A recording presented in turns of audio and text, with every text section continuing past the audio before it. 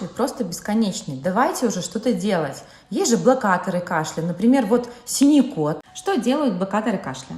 Они говорят нашему мозгу не кашлять. А кашель – это симптом какой-то болезни. То есть, например, у ребенка течет по задней стенке, либо у него много слизи в бронхах, либо у него инородное тело, а может быть у него рефлюкс, а может быть у него еще 100 тысяч причин, которые вызывают кашель. А вы говорите голове, не надо кашлять. Кроме того, что подавление кашля никак не влияет на причину заболевания, которая вызвала этот кашель, так они еще и могут вызывать побочные эффекты. Кашляющий ребенок – это очень сложно, не только ему, но и всей семье.